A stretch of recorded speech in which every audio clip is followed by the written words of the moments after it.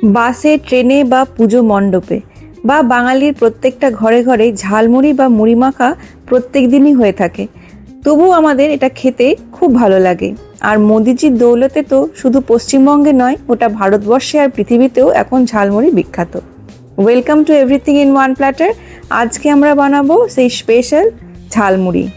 ঝালমুড়ি বানাতে প্রথমে যেটা আমরা করব, কড়াইয়ে কিছুটা তেল নিয়ে সেটা গরম হলে পরে এক মুঠো চিনেবাদাম দিয়ে দেব, যেটাকে আমরা একটু লাল লাল করে মুচমুচে করে ফ্রাই করে আলাদা করে তুলে নেব।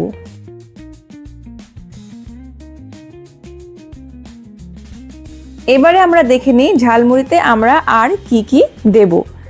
ঝালমুড়ির জন্য আমি কেটে নিয়েছি কুচি কুচি করে একটা গোটা পেঁয়াজ, একটা টমেটো কুচি, শশাকে আমি লম্বা লম্বা করে জিরি করে কেটে নিয়েছি, আগে থেকে ভেজে রাখা চিনেবাদাম, আলু সেদ্ধ করে নুন দিয়ে একটু সেদ্ধ করে সেটা কুচি কুচি করে নিয়েছি, ছোলা সেদ্ধ, আর ভুজিয়া পছন্দের চানাচুর, আর 3-4টে লঙ্কা কুচি, সাথে আমের আচার, বাড়িতে বানানো আচার, আর কিছুটা নারকেল কুচি আর লম্বা লম্বা করে কেটে নেওয়া নারকেল। এখানে আমি 250 মুড়ি নিয়েছি, তার মধ্যে দিয়ে দিয়েছি কিছুটা সর্ষের তেল। এবারে আগে যে সমস্ত জিনিসগুলো মানে ইনগ্রেডিয়েন্টসগুলো আমি দেখিয়েছি সেই সব কিছু একে একে এই মুড়ির মধ্যে দিয়ে দেব। এই মুড়ি মাখা প্রত্যেকটা স্টেটেই কিন্তু প্রায় কম বেশি সবাই খেয়ে থাকে, কিন্তু সব জায়গার বানানোর পদ্ধতি এবং টেস্ট দুটোই আলাদা হয়। আমাদের পশ্চিমবঙ্গের যে মুড়ি বা ঝালমুড়ি আমরা খাই সেটার টেস্ট সত্যি খুব ভালো হয়। আমি মুম্বাই থাকি আর এখানে আমি যাদেরকে খাইয়েছি তাদের ভালো লেগেছে।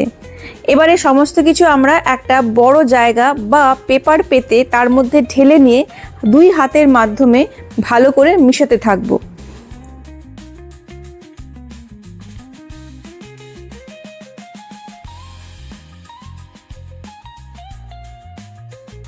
এবারে দিয়ে দেব আমের আচার। এখানে তেল আম যদি হয় সেই আচারে তেল দিলে পরে এর টেস্ট আরও অনেক বেশি ভালো হয়। আমের আচার, তার সাথে দিয়ে দেব বিট লবণ আর কিছুটা নুন।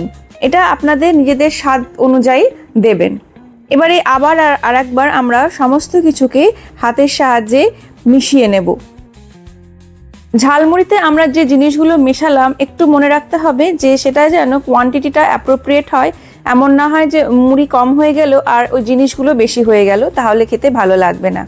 আমার এখানে মাখানো হয়ে গেছে। এবার আমি একটা বড় জায়গার মধ্যে মুড়িগুলোকে নিয়ে নিয়েছি, আর লম্বা লম্বাভাবে যে নারকেলগুলো আমি কেটে রেখেছিলাম সেগুলোকে সুন্দরভাবে সাজিয়ে দিচ্ছি। এগুলো মুড়ি দিয়ে খেতে খুব ভালো লাগে। ঝালমুড়ি বানানো হয়ে গেলেই সঙ্গে সঙ্গে কিন্তু খেয়ে নিতে হয়, না হলে সেটা স্যাঁতসেঁতে হয়ে যাবে আর খেতে ভালো লাগবে না। তাহলে কেমন লাগলো অবশ্যই জানাবেন। Thank you.